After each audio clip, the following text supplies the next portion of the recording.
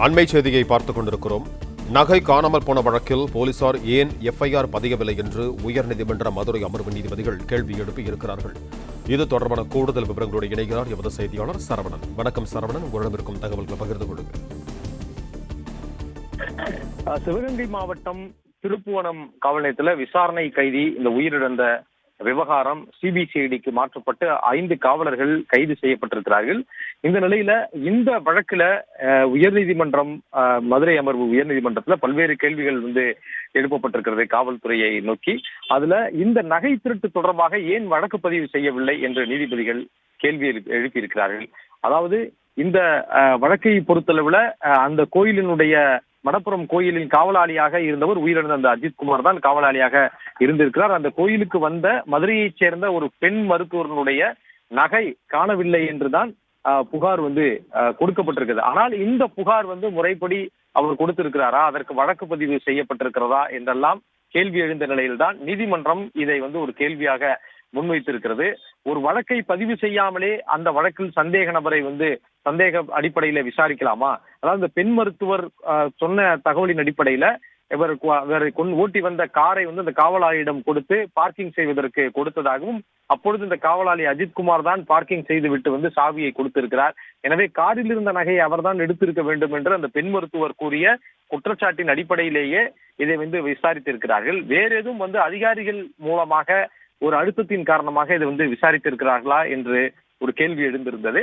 அது தொடர்பாக எந்த விதமான வழக்கும் பதிவு செய்யாமல் விசாரணைக்கு உட்படுத்தி இருக்கிறார்கள் என்றும் கேள்வி எழுந்திருந்த நிலையில்தான் நீதிபதிகள் இந்த கேள்வியை முன்வைத்திருக்கிறார்கள். நகை திருட்டு தொடர்பாக ஏன் வழக்கு பதிவு செய்யவில்லை, யாருடைய உத்தரவில் ஸ்பெஷல் டீம், அதாவது மானாமதுரை டிஎஸ்பி அந்த ரேஞ்சுக்கு உட்பட்ட இந்த தனிப்படையினர் தான் விசாரித்திருக்கிறார்கள். அவர்கள் தான் தற்பொழுது கைது செய்யப்பட்டிருக்கிறார்கள்.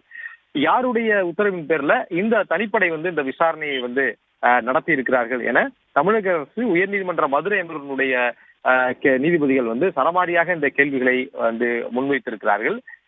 மேலும் இந்த வழக்குல யாரை காப்பாற்ற முயற்சி நடைபெறுகிறது என்றும் நீதிபதிகள் கேள்வி எழுப்பியிருக்கிறார்கள். முழு உண்மையை சொல்ல தமிழக அரசு மறுக்கிறது என்றும் நீதிபதிகள் விமர்சித்திருக்கிறார்கள். எஸ்பிஐ காத்திருப்போர் பட்டியலுக்கு மாற்றி தமிழக அரசு தற்போது உத்தரவிட்டிருந்த நிலையில அது தொடர்பான விவரமும் நீதிமன்றத்தில் சமர்ப்பிக்கப்பட்டிருக்கிறது.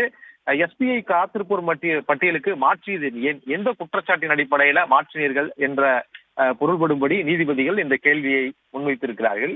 ஏன் நகை காணாமல் போனது தொடர்பாக போலீசார் வழக்கு பதிவு செய்யவில்லை, யாருடைய உத்தரவின் பேர்ல இந்த தனிப்படை போலீசார் விசாரித்தார்கள், அவர்களிடம் யார் இந்த வழக்கை விசாரிப்பது ஒப்படைத்தது, இது போன்ற தனிப்படையினர் தாங்களாகவே வழக்கை கையில் எடுத்து விசாரிக்கலாமா, உயரதிகாரிகள் யார் அவர்களுக்கு உத்தரவிட்டது என்று சரமாரியாக பல்வேறு கேள்விகளை முன்வைத்திருக்கிறார்கள்.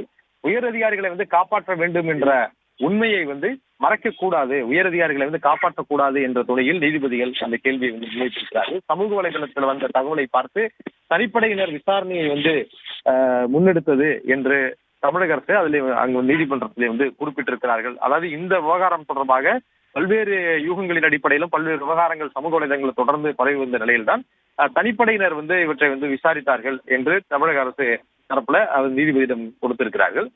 சமூக வலைதளங்கள்ல வந்த தகவலை பார்த்து 2 மணி நேரத்தில் தனிப்படை விசாரணையை துவங்கியதா என்றும் நீதிபதிகள் அதற்கு எதிர்கேள்வியை முன்வைத்திருக்கிறார்கள். போலீசார் மாமூல் வாங்கும் ஏராளமான வீடியோக்கள் சமூக வலைதளங்களில் இருக்கின்றன, 2 மணி நேரங்களில் அவற்றையெல்லாம் விசாரிப்பீர்களா என்றும் அதற்கு எதிர்கேள்வியாக மற்றொரு கேள்வியை முன்வைத்து நீதிபதிகள் சரமாரியாக கேள்வி எழுப்பியிருக்கிறார்கள். பிளே ஸ்டோர் மற்றும் ஆப் ஸ்டோரில் இருந்து பாலிமர் செயலியை QR கோடு மூலம் பதிவிறக்கம் செய்யுங்கள். செய்திகளை உடனுக்குடன் பெறுங்கள்.